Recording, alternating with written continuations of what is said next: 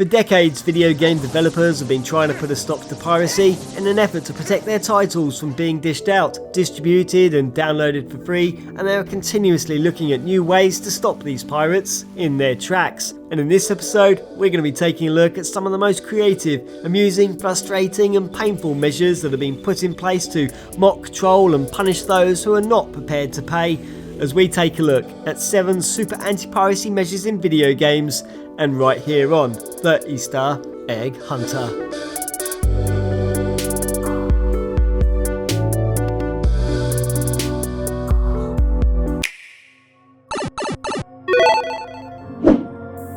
In Atlus's 2010 RPG Radiant Historia, you take control of an intelligence agent known as Stock, who sets out on a quest to prevent the decertification of Vancouver by travelling across a series of alternative timelines which ultimately can lead to multiple endings. And while that sounds all very adventurous and exciting, well, it wasn't for everybody, as during the prologue eventually Stock, Marco and Rainey arrive at a fork in the road where the north path leads on to a battle against the Executioner, and an impossible battle to win at this stage.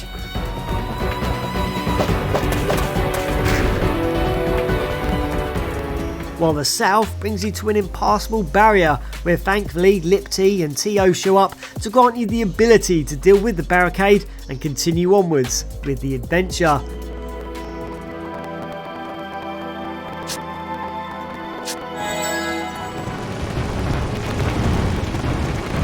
But for those of you that pirated the game, well, this would be the end of the road, since T.O. and Lip-T never show up, and leaving you with only one option: to head to the north and to the impossible battle, which basically meant you were fucked.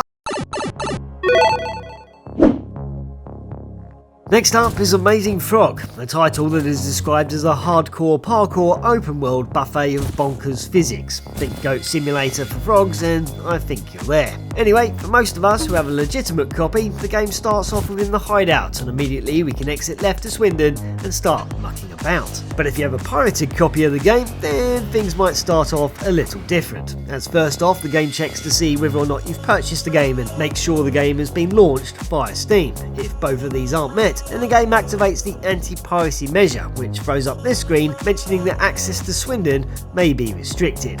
And yeah, that is definitely the case here, because as soon as you start and try to exit the hideout, our frog here will be lasered to death no matter what you do. And for some of you, you may even discover a shark in the middle of the floor.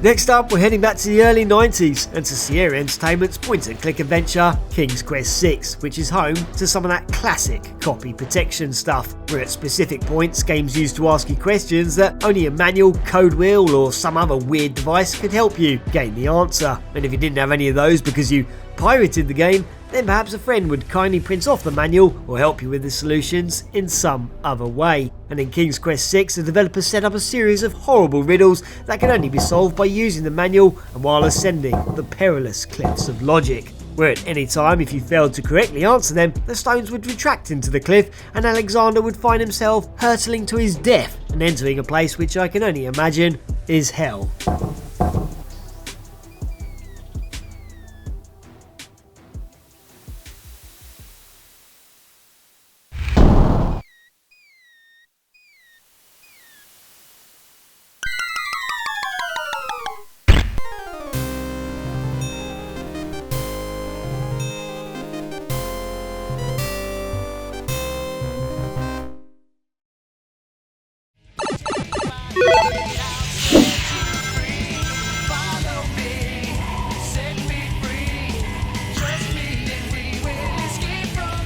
Yeah, now we're heading back to 2001 and to Sonic Team's Sonic Adventure 2, which had a rather nasty anti-piracy measure and basically a big up yours for anyone who reached the end of the game. And a massive shout out and thank you goes out to YouTubers brianpso and Nimputs, who are both massive Sonic fans and who together documented and captured this in action and who kindly provided the footage for this segment.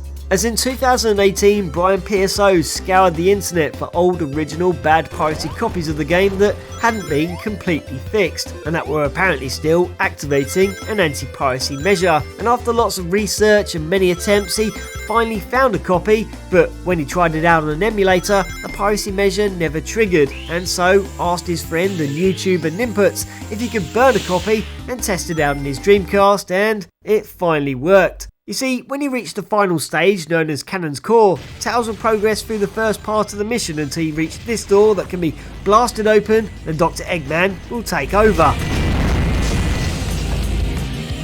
Alright, now it's mine. You're next.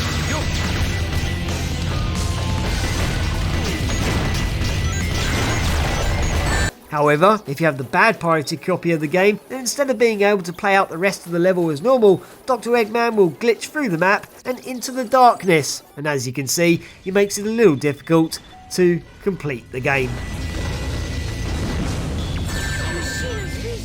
Alright, now it's mine.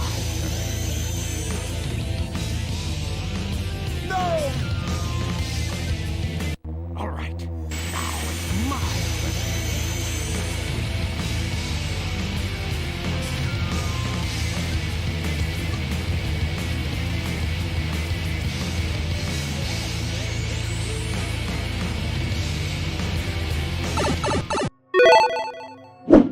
Okay, so this is Konami's dating sim Love++, a 2010 title that follows the journey of a student who moves to a new school, sets up in a new apartment and whose school life can be determined by which activities you choose for them each and every day, and right down to who they talk to and meet with, and particularly when it comes to the 3 dateable female high school students, whom you can form friendships with, gain their trust and even their affection in hope of dating one of them within the first 100 days of starting, which must be done in order to progress to the second half of the game where more options and activities become available. However, if your copy is not legit, then you will have some very big problems. And while yes, you can do very well in increasing all the necessary stats to impress the girls from fitness to intelligence, sensitivity and charm all day long, it won't make any difference. As when it comes to those all important interactions, well, the girls won't want to know you, as they won't walk home with you, they barely talk to you, they always seem upset with you, they won't email you, they won't go out with you, and basically they will never date you, making this a completely unwinnable title, and there's even the chance that they will tell you that they aren't into pirates.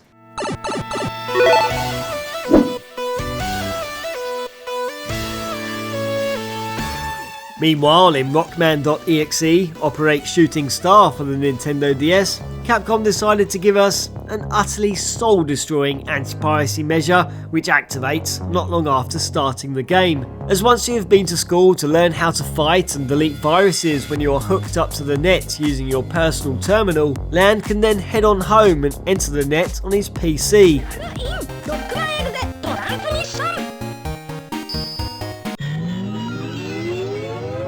And it's here where the fun really starts, as normally when you connect to the net you'll be able to roam freely, visit the shop, collect items, talk to characters, and on the odd occasion you will enter a random battle against a virus.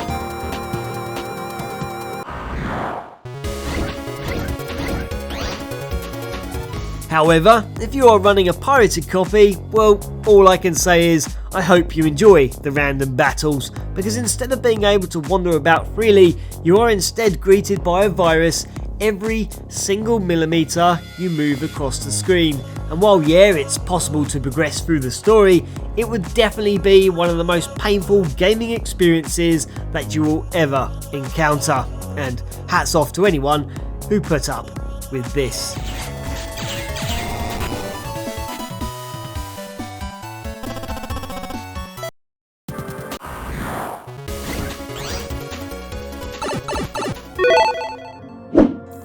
Our final anti-piracy measures come to us from The Legend of Zelda: Ocarina of Time, and measures I had never heard about until recently, as back in late 2020 this user on the cutting room floor discovered, documented and posted several videos in regards to two anti-piracy features which are activated if the 6C105 security chip is not found. And the first measure was discovered when they visited the Temple of Time, where Sheik reveals himself to actually be Princess Zelda, and where Zelda's hair oddly becomes a giant golden pentagon.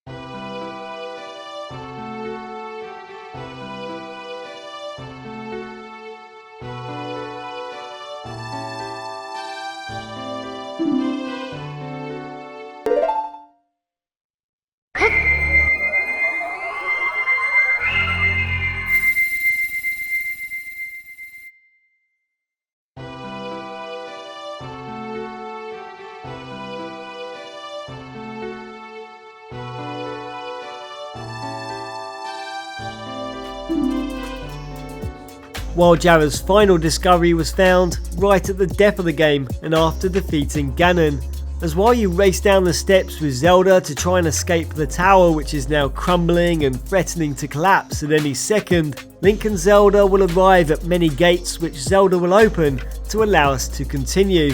But what was discovered in the pirated copy was that Zelda would not open the second gate and would instead just clip through it and would leave Link completely stuck and to die within the toppling tower.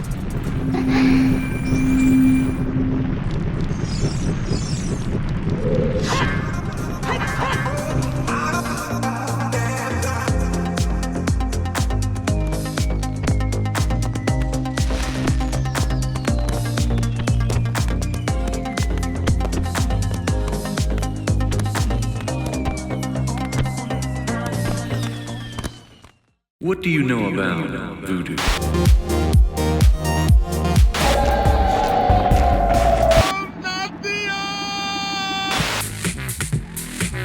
Oh, shake it, babe. I'm getting drunk! Are there any girls there? Daddy? Someone's looking at me! I hope it was worth it for you.